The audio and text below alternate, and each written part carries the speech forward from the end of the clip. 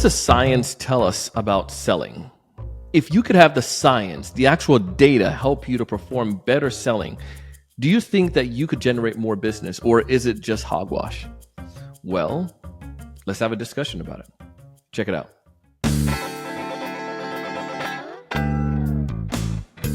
Hey, everyone. Welcome to another great episode of the Sales Evangelist Podcast. I'm your host, Donald C. Kelly, the Sales Evangelist. And I'm so excited for another great episode. I'm so excited to be here with you today. On this episode, I have the one and only Lorenzo Bizzi. Now, Lorenzo did 4 years of research on the actual science of selling. What is the data telling us about sales performance? And there's a couple things that I have done, not going to lie, that he shares that you probably shouldn't focus on. And we make mistakes on this. We all do it. But this is why we look at the data so we can get better. Listen, if this is your first time listening to our podcast, know that the show is designed to help you to be able to, one, build a stronger pipeline, and two, teach you ways to accelerate deals to that pipeline faster. In this episode, we're going to go full throttle on several ideas. Lorenzo did a research, and he has like 30 points that he put into a new book on the science of selling, but he actually gave us 3 or 4 of them because we just didn't have the time to go through it. I want you to check out the book. There's a link in the show notes. But the first one that he got into was one that I often heard from people tell me when I first got into sales, that you need to be a certain outgoing personality to be able to really thrive. But the data told something else. One of the first things we cover in this episode is likability. Sometimes we feel that we need to be outgoing and we need to be likable by our prospect. But the data is actually sharing something totally different. I didn't even think about this. And it's not being liked. It's something else. As we dive in, listen to how you can apply this to your sales efforts. Lorenzo, welcome to the podcast. Thank you, Donald. We're looking forward to this. Sometimes we find that salespeople will give idea, or they will give, or authors and sales gurus will give thoughts and ideas. And oftentimes they miss out on the tactical details. And in your case, what I love about it is that this is backed by science. You did a lot of research, and this is the conclusion you came to with that research. And that's why I'm really excited for this episode. Yes, thank you, Donald. I spent my last 4 years, to compare popular advice with research findings, and just to find out that several times what popular advice says is different from what research findings suggest. And the reason is that, you see, a lot of times nowadays, it's so easy to create content. So people tend to exaggerate. How do I stand out in a world in which everybody has access to social media and producing content is so easy? By exaggerating, by being sensational. And this somehow creates a gap, a difference between what popular advice says and what research shows. And I did write a book, if you don't mind me showing, where Myth versus Science of Selling, that exactly collects all these pieces of evidence with the goal of stimulating the mind of the reader. So, Donald, let me tell you, my goal of the book is not to criticize popular advice. I adore popular advice. I think it's very interesting. But I believe it is important to open the minds of the reader, to more open the minds of your audience, of the salespeople, of everyone in sales, and try to understand, create a debate. When popular advice says one thing and then research says the opposite, who is right, who is wrong? At the same time, you're forced to think. And the very same moment that you think, then you're more likely to implement a recommendation. I tend to believe, Donald, that if you tell people to do something, they don't do it. But if you make them think, if you make them reflect, then they're more likely to implement any action towards change. So that's why it's important to try to stimulate people's minds. All right. I like where you're going with this. I would love for you to tell me some of the findings that you have from the book. I mean, we could go in, we only have 20 minutes, but I would love for you to identify maybe some of the top findings you got from the research, and then maybe we can dive into some of those on the episode here. Beautiful. Thank you, Donald. So, for example, one of the most popular pieces of advice you hear is that you have to be a likable person. right? Sales, you have to be likable. This is the number one recommendation you hear all the time. Likable, though, is intended in terms of warm, gregarious, generous. These are all beautiful things, don't get me wrong. But when we look at the evidence, we actually find out that agreeableness, warmth, gregariousness, all these things actually do not have an impact on sales. So you're telling me, what does it mean that you don't have to be liked? Absolutely. You have to be liked. But there's a difference between being liked and being likable. And as a matter of fact, in the B2B world at least, the buyers will like you more if you're organized rather than if you're trying to be warm and gregarious. And for example, buyers don't really like it when you ask for their interests and then you say that their interests are awesome, that whatever they do is great, but you don't really believe it. So it doesn't really help build trustworthiness. What helps build the trustworthiness is that you're organized. The only personality variable that consistently impacts sales is conscientiousness, which is primarily the ability of being organized. So show that you are mindful of the time of the buyer, shows that you're investing to reduce uncertainty around the benefits or the risks of the product. Show that you're clear. Reducing uncertainty is the essence, and it's more important. So be liked, yes, but be liked by being organized rather than by trying to be inspirational, try to be overly nice. This doesn't work out. And another point, Donald, you see, being liked does not also immediately impact sales. What it does is that it makes the buyer listen to you more, pay more attention to you. So if a buyer doesn't like you, they're not going to listen to anything you say. No matter what you say, they're not going to listen to that. If the buyer likes you, they're going to listen to you more. But that doesn't mean that you automatically sell.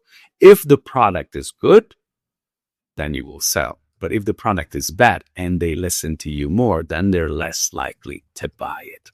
So that's why it's important to be able to be organized so that you can create solid arguments explaining the advantages and the disadvantages of the product so that the buyer is clearly able to see why the former are better than the latter, motivating the decision to purchase. I like what you shared on this concept of likability versus like, but also on the organizing component. I found I think that goes overlooked, and here's one way, and maybe you can validate this for me. But when I did software sales, one of the things that before we have AI capability, I would do like email, like a meeting recap, and send this over to the prospect. And I know that I've lost deals because I came back into a meeting and the client felt like I wasn't structured or the company wasn't organized enough, because it doesn't give you trust that you can continue to go with them. And I feel if I'm going on a hike to Mount Everest top, I want somebody that's done it and or at least to have a clear plan that shows me that they're going to guide me on that, as opposed to somebody who's saying, yeah, we're just going to go up and, bring some warm stuff. Yeah, we'll be back in a couple weeks, but yeah, we'll be good. We'll get you to the top. I don't want that person. I want the person who can clearly outline for me and help me to prepare. Am I making sense on that? And I think that small subtle thing makes it such a big difference with the likable versus likability. Yeah, I Or absolutely like agree. versus And likability. you say something related to this. I like your metaphor of the Mount Everest, and I take you all the way there. The idea that you're leading someone towards a process. And another interesting idea is the fact that a lot of times sellers, salespeople spend too much effort explaining the benefits of a product, which is great, but comparatively less effort helping the client understand the problem. Now, this is an important issue because there tends to be a perception that you ask them, so what's your problem? Then you listen, then you nod, and then you paraphrase, and that's it. So I understood your problem. Let me move on to the solution and display the benefits. And that's completely wrong. I totally believe that in the discovering part, that's truly when you win clients, because you help them understand better their problems. So then you can explain the solution, the benefits, that's good. But the idea of helping them explain understand the problem so that they feel smarter. I believe that a salesperson's goal is primarily to make the buyers feel smarter, feel that they better understand their problems. So if they better understand their problems, then I feel so good about it. Then I want to do business with you. So it's no longer a sales conversation. It becomes a partnership. You help me understand better my issue. I just want to do business with everyone that helps me better understand my issue. And that ignites better rapport, much rather than, again, just saying, oh, what are you interested in? And build something that is fake and artificial. Mm. This is interesting. I'm curious, what are some of the other findings that you got? Because I mean, we can go on for. It seems like we go deep into this one, but what are some of the other things that maybe stood out that I may not be aware of yet that you in the book, in your research? Beautiful. Yeah, thank you, Donald. So, for example, displaying excitement. You always hear what a salesperson has to do, say, I'm excited about this, I'm excited about you, I'm excited about the situation. As a matter of fact, Donald, there are three forms of excitement. One is good, one is bad, and one is irrelevant. Mm. The one that is bad is when people use excitement as a sales tactic. So you're not actually excited, but you're saying you're excited with the expectation that is going to help you close. And this is terrible. Buyers can sniff it out and it doesn't work out. Then there is excitement because you generally tends to be an excited human being. So it has to deal with your personality. Sometimes it's related to extroversion, for example. That too does not have an impact on sales. Paradoxically, extroversion, even if everybody in sales tells to be extrovert, does not have any impact on sales.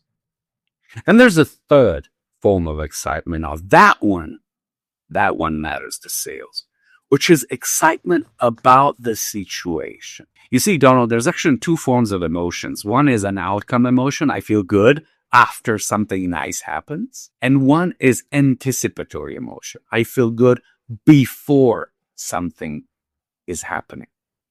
Mm. So if you display excitement while you are discussing the positive aspects of your product, while you're helping solve the problems of the client, and while you're bringing insights, that signals that you're expecting that the conversation is going to be conducive. So in other words, that helps build trust. So never say you're excited about this, I'm excited about this, I'm excited to meet you, I'm excited about this. No. Display excitement, perhaps with the tone of your voice or what you want to do, while you're saying exciting things. And so in other words, while you're bringing insights that help the client understand how to solve their problems, or while you are discussing the benefits of the problem. If you do that, that's where excitement is likely to lead to better sales. And that's where you're likely to build more trust with the buyers. Interesting. I like that part a lot because it's more of I feel that makes it more genuine than just saying if I'm excited. But if I behave excitingly about the situation that you have, I mean, you want to be real, right? It just needs to be coming from a place of authenticity, and I feel that makes it so much better. I've gotten excited on calls with salespeople because they showed me a solution to a problem that I had, and it made me as the buyer get excited, and I could see on their face that even though they're demonstrated, like they're like a rock concert, an artist, that artist may perform that same song like hundreds of times per year, but they're doing it for that first time for me, and they're genuinely exciting because they see that it's solving a problem. I think that's the level of excitement that I got from the way you're explaining it. You know what I mean? Absolutely true. Absolutely true. And related to excitement, there's another thing, Donald, that a lot of time is recommended, which is to say that you care for the customer, right? So you on to say all the time, I care for you, I'm doing this for you. So saying that you care again, related to what you were saying, the issue of authenticity, does not matter as much as displaying that you care. But displaying that you care requires effort. So that is something very curious, which is that those who have a strongest customer orientation, so the salespeople who spend a lot of effort displaying care, actually tend to have a lower performance. See, customer orientation in the middle, too little is bad, but too much is bad too. In the middle, customer orientation is best when it comes to sales performance. And the reason is that if people spend too much and too much effort caring for each single customer, you know what happens, Donald? They spend less time prospecting. So research shows that if you are too much focused on the final part, then you neglect the first one because it's the toughest one, it's the most difficult one. So you even tend to say in your mind, I am doing well the last part, so I don't need to spend on the first one, which is the most difficult. And this is where, unfortunately, then sales end up being less. I've seen that 1,000 times. And this guy has been one of those proponents of that, where I didn't do it because you get easily distracted. And I think as an entrepreneur, it's even more prevalent because when I didn't have accountability to a team, to my boss, but I was the one that I have accountability to, it was so easy to get distracted by the end and not the most important and the harder things. I have a friend, similar situation. They started a business recently, and same thing. It's the marketing side, some of those other sexy sides get the most attention rather than the sales side. But it's you get distracted on that. Maybe I know for time purposes, I would like to cover one more of the findings because these are all just like really exciting from the research, and that's why I love research. Research gives you stuff that you probably didn't even think about before, but you're able to get that. Would that be okay? Give it one more. Thank you very much, Donald. So I'd like to say one last thing, which is, you see, there are two types of recommendations, two types of actions. One is the easy ones. Just tell people what they have to say.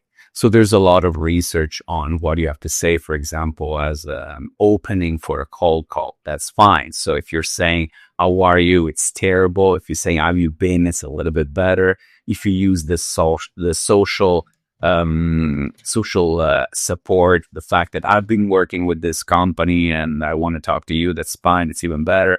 If you're using if you're asking for permission marketing versus interruption marketing, that's another interesting conversation. So there are some very easy plug and play recommendations of what should you say in this situation? How do you answer to this question? How do you answer to that question?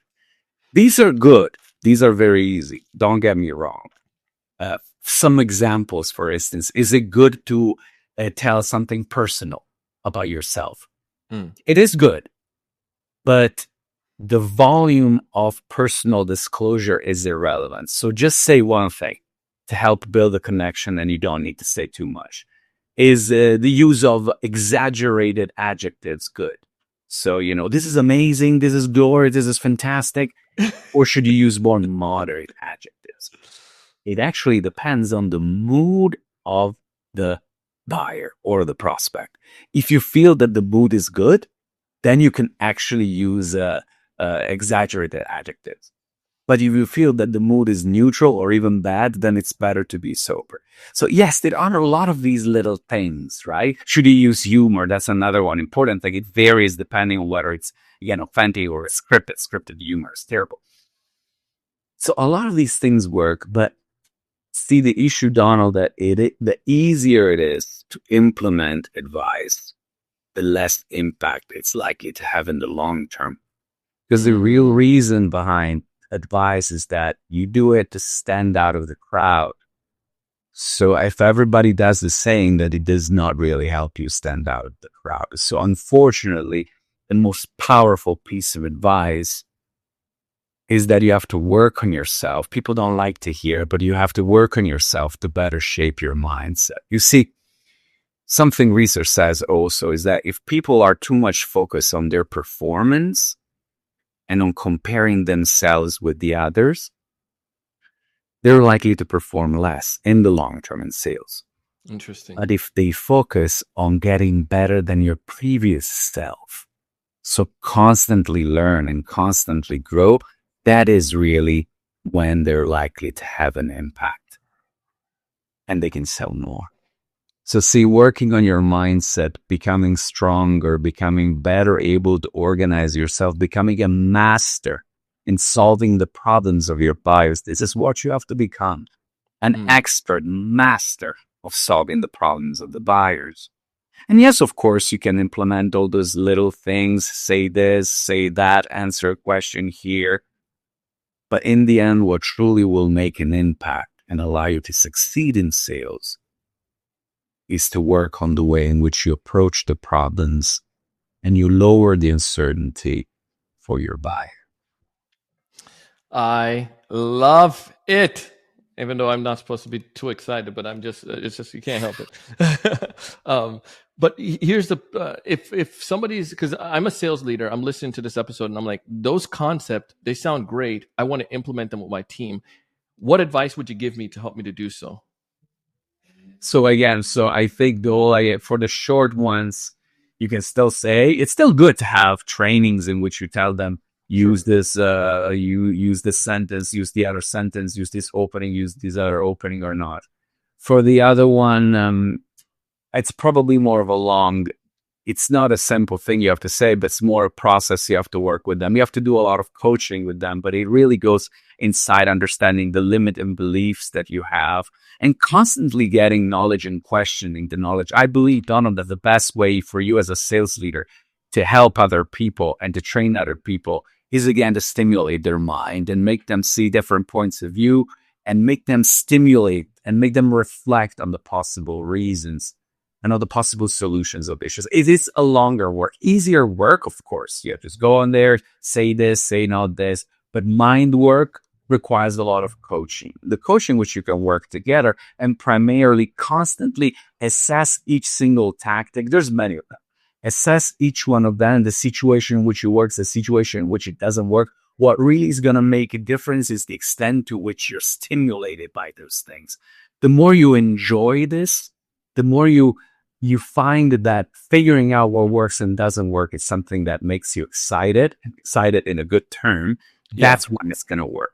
Okay. So the whole idea is that people need to find enthusiasm associated with debating what works and what doesn't work. In some situation, when does humor work? When does it work? Does it not work? There's a lot of possibilities. The more people reflect on them, the more they enjoy that. The more they enjoy that, the more they're going to be effective when they're talking in front of customers. Indeed. If somebody is listening to this, they want to get the book and even to connect with you, what is the best way to go about doing so? Oh yeah, it's Myth versus Science of Selling. So remember just my name or the title. You can go on Amazon and you can find Science Selling and it probably comes out. And I hope you enjoy it. So it took me 4 years of hard work to compare it, everything. So it was a lot of work, but I think it does have a lot of this now. You just said a few of them, but there's actually 30 different chapters. Each one of them try to stimulate your thinking in one way or another with the same premise that telling people to do something leads to no result, but making them reflect on them, that's where you can trigger change actions so that I can actually implement whatever you say because you make it yours. Yeah. So it's not just tell something to, even before you were telling me as a sales leader, whatever you tell people to do, they do it, but then it doesn't stick. Mm-hmm. But if you make them think about it, that's where something clicks. Yeah. And it's likely to be impactful. Come on, man. Let's go. I love it. Well, if folks are listening to this, they want to go to connect with you, Amazon, but can we put also LinkedIn for them to chat with you there as well? Yeah, LinkedIn is my Lorenzo Bizzi. You can find even lorenzobizzi.com. So there is a website too, where I actually put a lot of every other day, I put some new tactics. So there's a little bit of something interesting. So lorenzobizzi.com is also my website. Anyone is interested can just go there and have a good time and chat with me too, if need be. Well, Lorenzo, we appreciate your insights, all you did for this. Thank you so much. It was a pleasure, Donald. Thank you very much. It was great to be here with you. Anytime. That was Lorenzo Bizzi, and man, he was busy for 4 years. He brought some insights here that we didn't think about. And I want you to get the full book because you can get all of the different, the 30 different ideas. And you don't have to implement these overnight. You just apply them little by little in your training, in your team meetings, and so forth. But the promise is that when you do this, it will help you in the long run to be able to perform your role a lot better. And you master and improve on your skills. Now, if you would like to get more details about Lorenzo, you can find information in the show notes. You can connect with him on LinkedIn, or you can take advantage of his book. Find it on Amazon or wherever you listen to wherever you get your books. Listen, my goal is to help you to thrive. I want you to build a proper pipeline. I want you to be able to get real deals. I want you to close deals faster. Most importantly, I want you to raise your level of thinking. I want you to go out and do big things. See you on the next one.